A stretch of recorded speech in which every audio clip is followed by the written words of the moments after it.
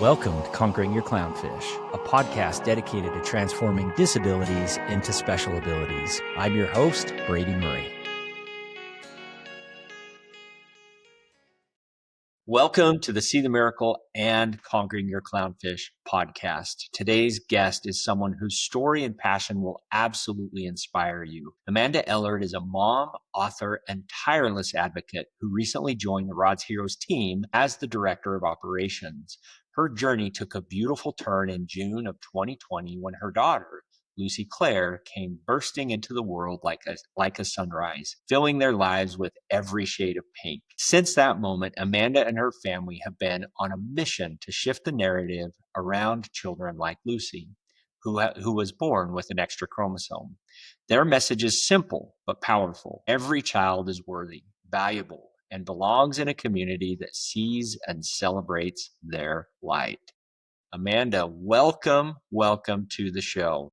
Thank you. I'm so happy to be here. I'm excited to have you here. And so this is actually 2 weeks in a row for me to do a Conquering Your Clownfish and See the Miracle podcast combined together. It's not a common thing, but every once in a while we have a special guest that checks boxes in both categories. And so way excited to have you here.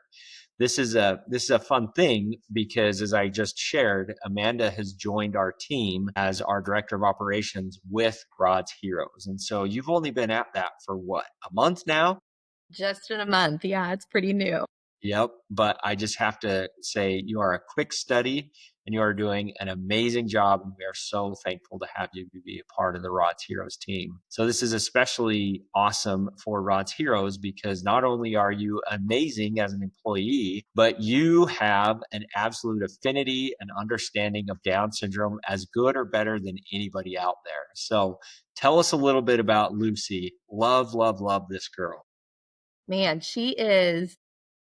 I tell people all the time, she is just everything that is good. All of the moments that you really treasure in parenting any child, she just rolls all of those into one. Lucy is currently 4. She'll turn 5 this summer, and she is a big connoisseur of all things Elmo and Miss Rachel. She has 2 older brothers who she just adores. And she really has been such a beautiful addition to our family and really has helped us learn the value of kind of slowing down and that the things of earth aren't really necessarily always what is the most important. And so she's changed our perspective as a family in that way, for sure.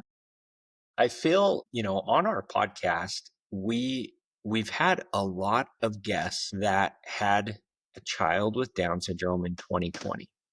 And so I feel like, just to preface that, we really seek for the best of the best as it relates to guests on our show, the people who truly are deeply seated as the best advocates out there, who are making the biggest difference, who have the platforms and the desire to be able to reach as many people as they can to share the joys of Down syndrome. And I tell you that 2020 class is just something else. And so I don't know what that is, but something to do with COVID and everything else. But man, you guys are doing such an amazing job for our community. So I can't wait to see what you guys are like when these kids are teenagers.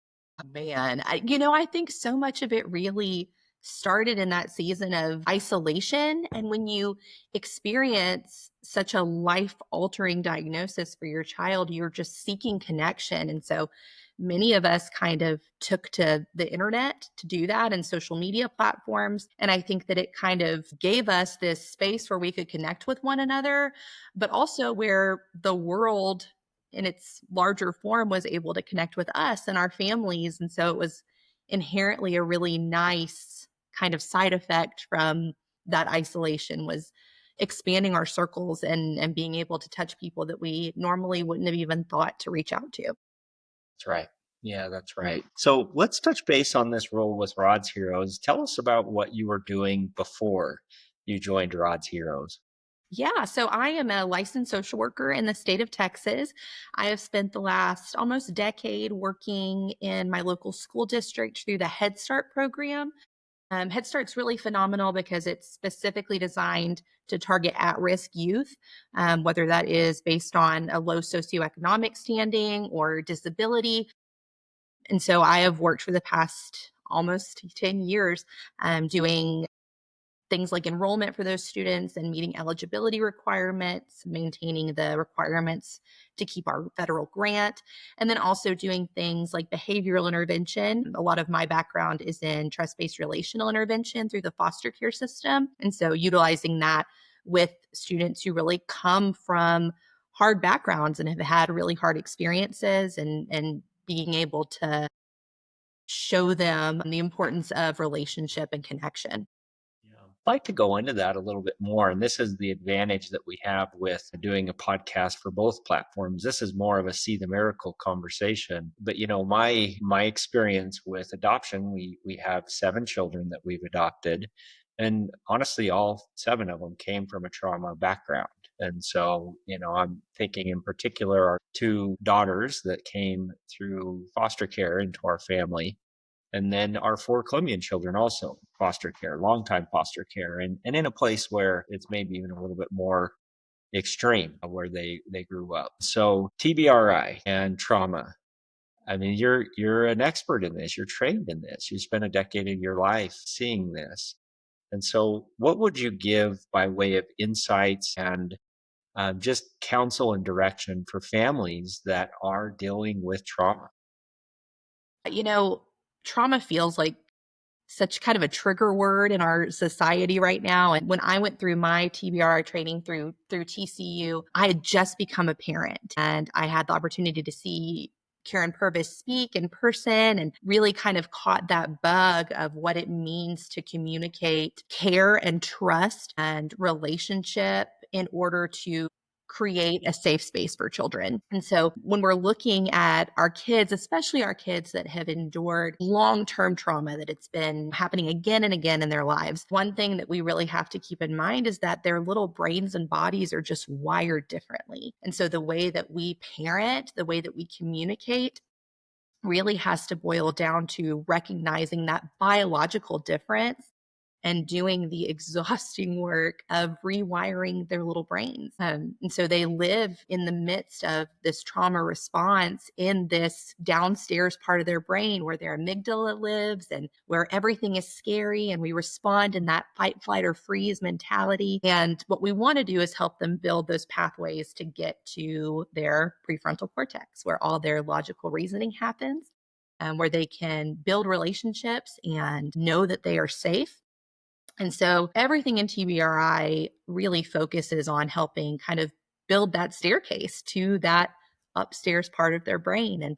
And it's really fascinating. I worked primarily with 3 through 5 year olds, and kids really love to talk about themselves and they love to talk about their brains and how sometimes my brain might feel hot when I'm really angry. And we can talk about ways to cool our brain down and breathing strategies and ways to ask for help. And so a lot of this is empowering our kids, making sure that they're regulated, and then also giving them that sense of connection that I am going to love you no matter what. And I'm going to be here with you and kind of battle through that with you.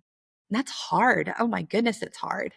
Well, that's something that we have just seen firsthand where the children will test you to see if you really will be there. And whether they do that consciously or subconsciously. And I also see oftentimes children that come from a significant trauma background that they would rather it just fell and like prove the cycle immediately out of the gates versus put themselves out there, open themselves up for a relationship only to be hurt again.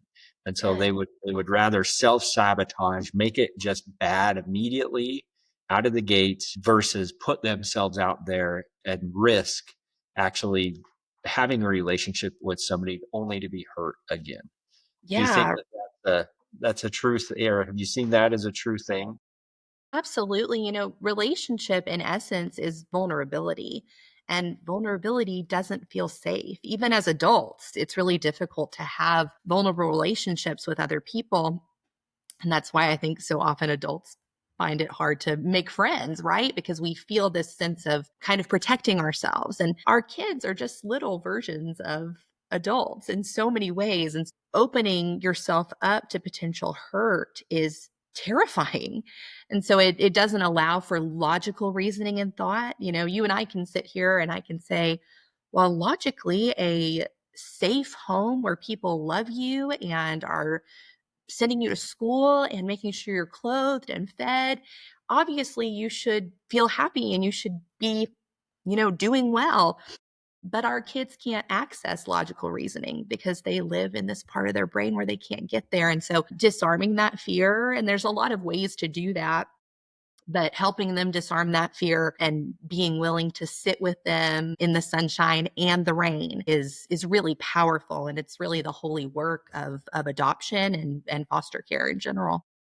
Most definitely. We have found through our work with Rod's Heroes and just our own personal experiences that children in whether that is residential treatment, boarding schools that have, more of high risk teens in them, etc. What we have found is that the majority, we're talking 80% plus, come through the channels of adoption, actually.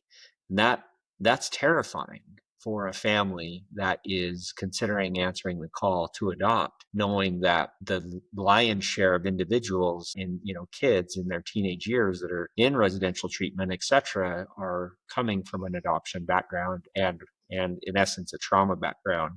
And so, for families that are considering adopting, families that are on this adoption path, what counsel and direction would you give to them to be able to help in this process of raising this amazing child? Yeah. I think the biggest piece, first and foremost, is education. Knowing the people that you can go to learn, people who are better versed in trauma and trauma responses than you might be. Self-care in therapy and counseling is super important because in essence, adoption is somewhat of a, for lack of a better word, a helping profession. When I was a little baby social worker in social worker school, they talked a lot about how the helpers should always be helped. Mm. And so that's really important, not only because it keeps everyone healthy and safe, but it also allows us as potential, adoptive parents or people who work with children in the adoption realm to unpack our own trauma and to Yeah. be able to recognize our own attachment styles and the way that that impacts our parenting. And it's fascinating if you get the opportunity to delve into those parts of your upbringing and the way that it impacts your parenthood. You're spot on this, and I can actually speak from personal experience. The phrase that you said earlier, man, it just makes so much sense, and that is relationships is vulnerability. Or maybe I said that backwards, but in essence, being vulnerable with an individual and opening yourself up, knowing that they may cast judgment, but hoping that they don't, is where relationships are built, and that is such a true thing in all cases. And this is an area that for me, I would say was a big mistake, not just in our adoption, but I wish I would have done this many years prior. But I did start going to a therapist earlier this year. And that was the first time I'd ever really had any interaction of that nature. And I tell you, what a huge difference it has made. And so, the self-care of the caregiver, right? The well-being of the caregiver is a very real thing. And so what you're speaking resonates very strongly with me. And that's a thing that I would encourage all of our listeners, if you are whether you're on an adoption journey or not, I just think being able to work directly with a therapist that resonates with you is time and money well spent, and it will help you in all aspects of your life. I can speak from experience to that, where, as a dad, as a man's man, as a husband, protect and provide, the old school traditional sense. That was not something that seemed like was the right thing for me to do, because that's not the strong thing. That's not the thing that, you would post on Instagram, if you may, right? Yeah, yeah. But just coming from an Iron Man and somebody that really likes to get uncomfortable and being uncomfortable, or being comfortable with being uncomfortable, I just have to say that therapy and that self-care side of things is so critical in life. Whether you're in the throes of some challenging times or not, it's such a great thing. So that resonated well with Absolutely. me, Amanda. Yeah. Yeah, absolutely. And I would venture, I mean, it's speculative on my part, but I would venture to say that it's quite possible that the uncomfortability, even, having completed an Ironman, that there's probably some uncomfortability that is comparable to that in a therapy setting. So that's Question. huge strength. Yeah, no question. You got to go at it.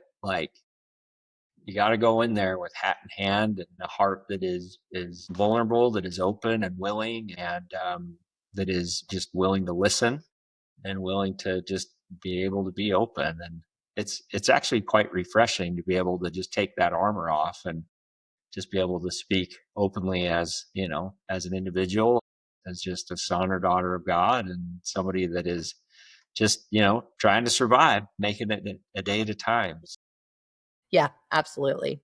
Yeah, oh, that's wonderful. So let's switch gears back to Lucy, and I'm actually curious about this. You have this professional background. You've probably seen children in the foster care system that have disabilities, and you see the challenges that come from that. And then you are entrusted with your own little angel, your own little special individual with extra chroma. And so, talk to me first about how that was for you personally, and so some of the unique sides of that. And in fact, I'm going to read something that you had shared that I think is right in alignment with this. So when we asked what advice would you give someone who just received a diagnosis for a loved one, you said the holy space where grief and joy coexist. That is the sweet spot. The heartache that you feel won't always overwhelm you. There will be dancing, laughter, and happy meals. There will be sweet nights spent rocking your baby to sleep, wondering how life could possibly be kinder to you. Those days will come, and with them, the glorious excitement of the unexpected. Don't rush your grief. Give it the space and time it deserves, but know that joy comes in the morning. So, what a beautiful phrase, the holy space where grief and joy coexist. So, Amanda, what was that like for you? I when I got Lucy's diagnosis, my husband was still working in the oil field, so he was gone for several weeks at a time, and I was at work in a school, and I ducked into a side room because my doctor's office was calling me, and I have this muscle memory of hearing these little feet just pitter-pattering on this old hardwood in this very old building. And this doctor delivered this news to me alone at work in just this very casual, non-committal way. And I can't express in words. And I think many of us probably can share this experience who are on this journey in parenthood. I can't express in words the devastation that I felt in my body. It felt like I was just blowing apart into a million pieces because this life that I had envisioned was gone. And it's really easy now to kind of put my life in these halves of before Lucy and after Lucy, because my understanding of the world was different. My understanding of God was different, of myself, of parenthood. And I think that one of the really hard things in those moments is to name a feeling what it is, because you almost feel this sense of guilt to call it grief because my baby, for the most part, has been extremely healthy. She has not had heart conditions. She has not had gastrointestinal conditions. She's able to walk. She's able to self feed messily, but she can feed herself. Um, and so calling it grief felt selfish. But when I look at it now, 4 years later, I'm very easily able to call it that because it was a loss. It was the grieving of this little girl that I had built in my heart. And I've written this several times that it was almost like I had this little compartment that was built in my heart for this child, and that will sit and it will grow old and dusty. And Lucy built something completely new, and she knocked out walls in my heart, and she hung streamers from the ceiling, and she, blasted music, and she made it her own. And that's okay. I think about C.S. Lewis talks about in his book, The Weight of Glory, the idea that we are so easily contented creatures, and that, we can't even fathom the idea of a holiday on the beach because we're content making mud pies in the slum. And that's not to say like I wasn't living a mud pie life. Like I have two beautiful boys, and, I have a husband who loves me, and I had a great job. And but experiencing the joy that Lucy is capable of bringing to me and our family is our holiday at the beach. And it's just something so totally different that it's not even comparable, really.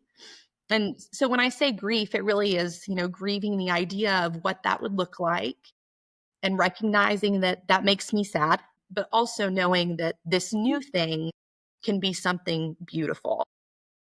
That's so well said. Absolutely so well said.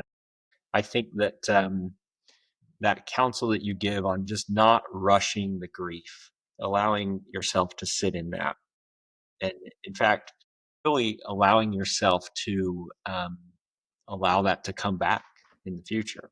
And that's something that I mean, I'm just experiencing even to this day. Nash, 17 years later, he's going to be a junior, or he's going to be a senior this next year, and like it's just like that's a big time for somebody in their life, and what happens after that, for them. Historically, for individuals that have Down syndrome, like their senior year, their high school years are the time of their life, and then there is just a major letdown when the school bus stops coming. And what does that look like for them? Other kids that go off to careers or service or marriage and starting a family, and just all of the throes of life that typically happen in your 20s is different for individuals with Down syndrome, regardless of how much you try and normalize it and make it as much of a typical life as you can. It's not going to be that way. And so those are things that stir up similar feelings that I felt when Nash was born, of Yes. mourning a life, and different life key moments that you look forward to that are different, but in the same tone and in the exact same sentence, there are things that we are experiencing together, Nash and I, that we would never have experienced had he not had Down syndrome. And there's sunrises that we are seeing that I never would have even knew existed had I not had Nash. And so those are a few things that come to mind as you were sharing that. So that's wonderful. Yeah, that's wonderful. Looking forward, you have the sky is the limit for you. You have an incredible background. You have an amazing family. I'll say this a little bit biasly. You have an amazing job with an amazing team.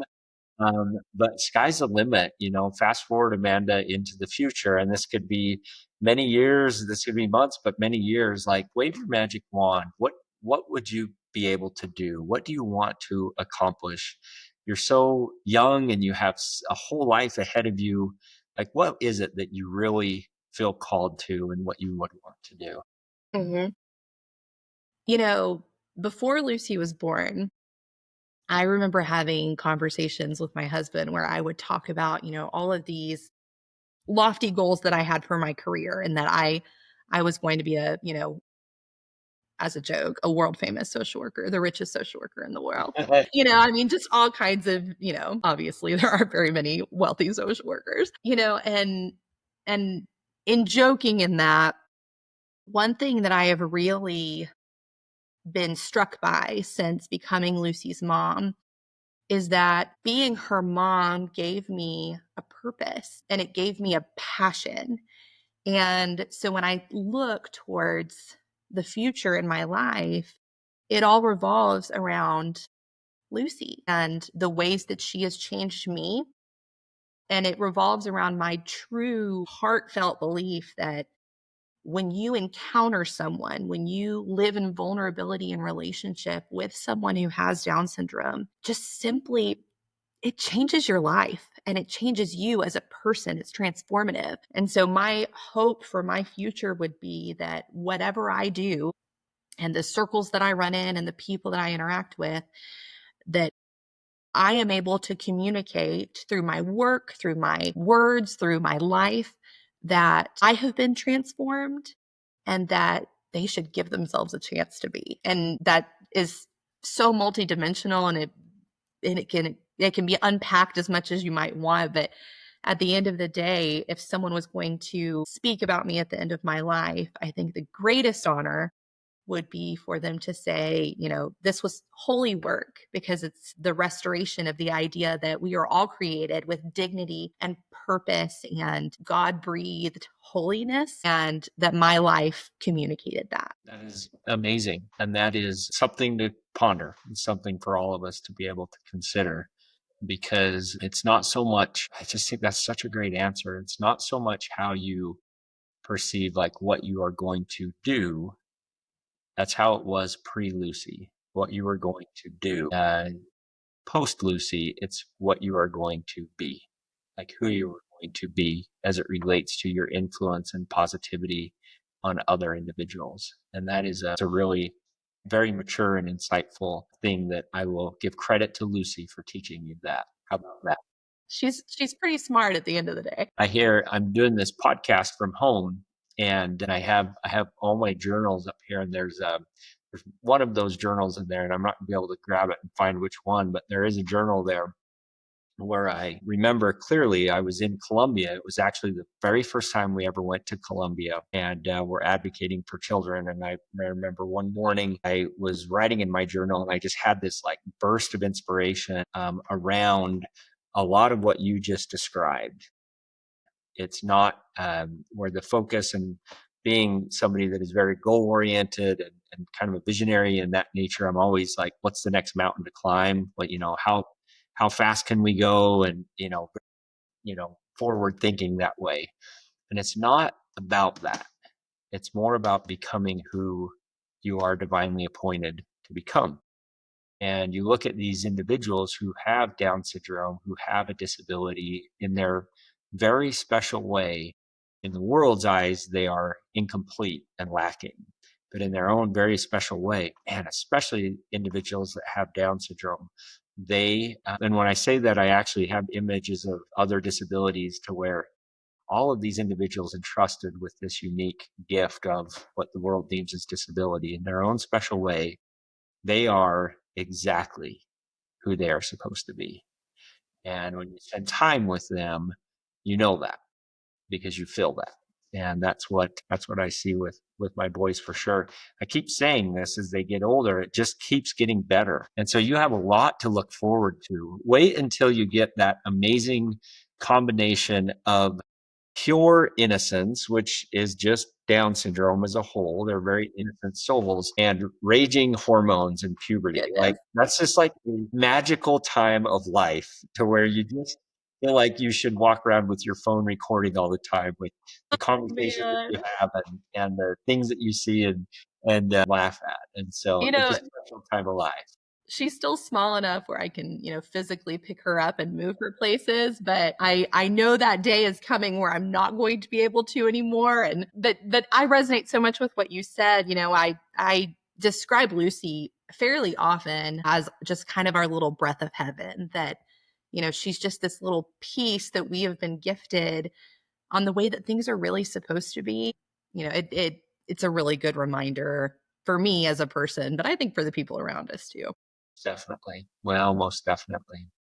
Well, Amanda, this has been an amazing conversation. I am thrilled to be able to get to call you my friend and my coworker. So excited to be able to see the miracles that we are going to witness as we continue in this work with Rod's Heroes together. And I'm especially excited to be able to see just the paths that you follow with Lucy and the good that you guys do together. So, we didn't get a chance to talk about the rest of your family. I know they're amazing. I can't wait to meet them as well in person at some point in time. But really appreciate you being a guest on the show and excited about our future. Well, thank you. I've loved being here, and I'm so excited about my future with rods and our community as a whole. Thanks for listening to this episode of Conquering Your Clownfish. If you liked what we discussed on the podcast today and want to continue the conversation, please visit us at conqueringyourclownfish.com. And please don't forget to subscribe.